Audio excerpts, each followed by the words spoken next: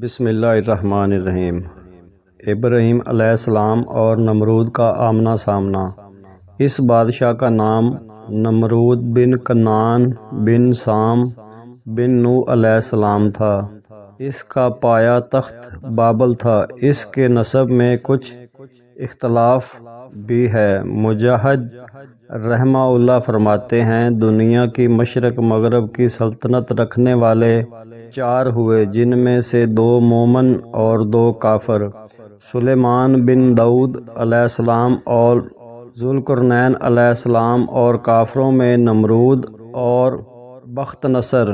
فرمان ہوتا ہے کہ اے نبی کریم صلی اللہ علیہ وآلہ وسلم، تم نے اسے نہیں دیکھا جو ابراہیم علیہ السلام سے وجود باری تعالیٰ میں مباحثہ کرنے لگا۔ یہ شخص خود اللہ ہونے کا مدعی تھا، جیسا اس کے بعد فرعون نے بھی اپنے والوں میں دعویٰ کیا تھا کہ میں اپنے سوا کسی کو تمہارا رب نہیں جانتا۔ چونکہ ایک مدت مدید اور عرصہ بعد سے یہ بادشاہ چلا آتا تھا، اس لیے دماغ میں رعونت اور انانیت آ گئی تھی۔ سرکشی اور تکبر، نخوت اور غرور طبیعت میں سما گیا تھا۔ بعض لوگ کہتے ہیں 400 سال تک حکومت کرتا رہا تھا۔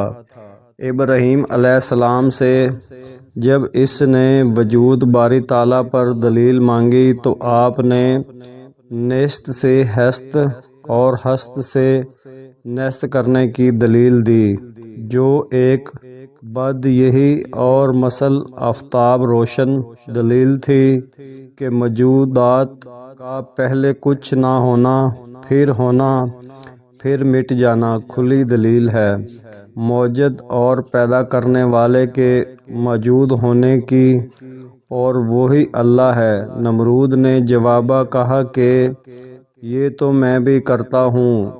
یہ کہہ کر دو شخصوں کو اس نے بلوایا جو واجب القتل تھے، ایک کو قتل کر دیا اور دوسرے کو رہا کر دیا۔ دراصل یہ جواب اور دعویٰ کس قدر لچر اور بے معنی ہے، اس کے بیان کی بھی ضرورت نہیں۔ ابراہیم علیہ السلام نے تو صفات باری میں سے ایک صفت پیدا کرنا اور پھر نیست کر دینا بیان کی تھی، اور اس نے نہ تو انہیں پیدا کیا اور نہ ان کی یا اپنی موت حیات پر اسے قدرت، لیکن جلا کو بھڑکانے کے لیے اور اپنی علمیت جتانے کے لیے باوجود اپنی غلطی اور مباحثہ کے اصول سے طریقہ فرار کو جانتے ہوئے صرف ایک بات بنا لی۔ ابراہیم علیہ السلام بھی اس کو سمجھ گئے اور آپ نے کاند ذہن کے سامنے ایسی دلیل پیش کر دی کہ صورتا بھی اس کی مشابہت نہ کر سکے۔ چنانچہ فرمایا کہ جب تو پیدائش اور موت تک کا اختیار رکھتا ہے تو مخلوق پر تصرف تیرا پورا ہونا چاہیے۔ میرے اللہ نے تو یہ تصرف کیا کہ سورج کو حکم دے دیا ہے کہ وہ مشرق کی طرف سے نکلا کرے، چنانچہ وہ نکل رہا ہے۔ اب تو اسے حکم دے کہ وہ مغرب کی طرف سے نکلے۔ اس کا کوئی ظاہری ٹوٹا پھوٹا جواب بھی نہ اس سے بن پڑا، اور بے زبان ہو کر اپنی عاجزی کا معترف ہو گیا، اور اللہ کی حجت اس پر پوری ہو گئی۔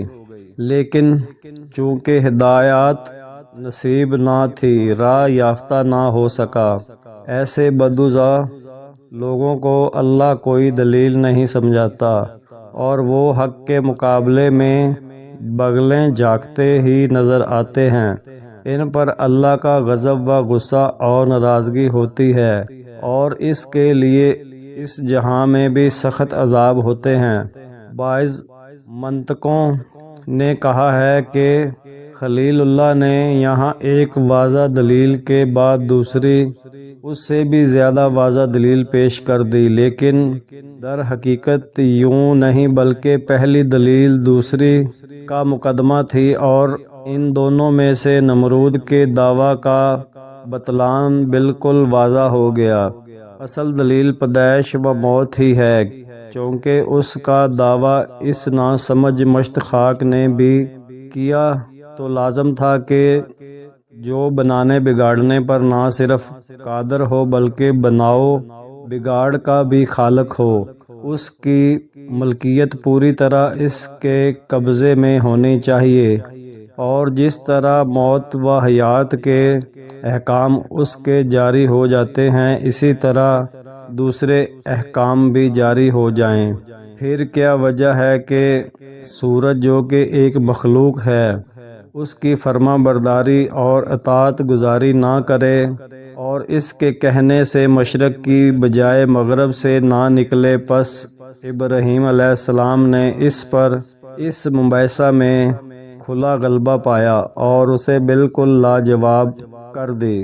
حضرت صدی رحمہ اللہ فرماتے ہیں یہ مناظرہ ابراہیم علیہ السلام کے آگ سے نکل آنے کے بعد ہوا تھا، اس سے پہلے آپ علیہ السلام کی اس ظالم بادشاہ سے کوئی ملاقات نہیں ہوئی تھی۔ زید بن اسلم رحمہ اللہ کا قول ہے کہ قحط سالی تھی، لوگ نمرود کے پاس جاتے تھے اور غلہ لے آتے تھے، خلیل اللہ بھی گئے وہاں، یہ مناظرہ ہو گیا، بدبخت نے آپ علیہ السلام کو غلہ نہ دیا، آپ علیہ السلام خالی ہاتھ واپس آئے، گھر کے قریب پہنچ کر آپ علیہ السلام نے دونوں بوریوں میں ریت بھر لی کہ گھر والے سمجھیں کچھ لے آئے، گھر آتے ہی بوریاں رکھ کر سو گئے۔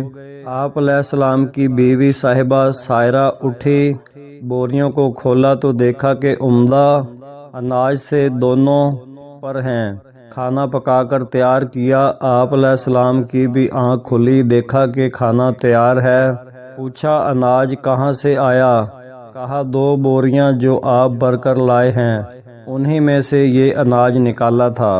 آپ علیہ السلام سمجھ گئے کہ یہ اللہ جل شانہ کی طرف سے برکت اور اس کی رحمت ہے۔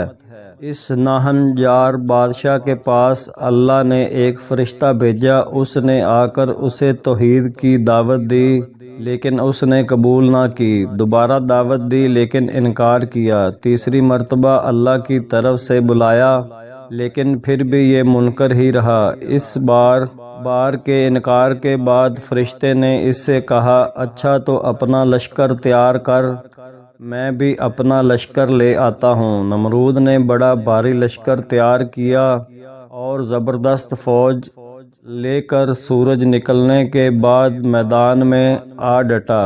ادھر اللہ تعالیٰ نے مچھروں کا ایک دروازہ کھول دیا، بڑے بڑے مچھر اس کثرت سے آئے کہ لوگوں کو سورج بھی نظر نہ آتا تھا۔ اللہ کی یہ فوج نمرودیوں پر گری اور تھوڑی دیر میں ان کا خون تو کیا ان کا گوشت پوست سب کھا گئی اور سارے کے سارے یہیں ہلاک ہو گئے، ہڈیوں کا ڈھانچہ باقی رہ گیا۔ انہی مچھروں میں سے ایک نمرود کے نتھنے میں گھس گیا اور 400 سال تک اس کا دماغ چاٹتا رہا، ایسے عذاب میں وہ رہا کہ اس سے موت ہزاروں درجے بہتر تھی۔ اپنا سر دیواروں اور پتھروں پر مارتا پھرتا تھا، ہتھوڑوں سے کچلواتا تھا، یوں ہی رینگ رینگ کر بد نصیب نے ہلاکت پائی۔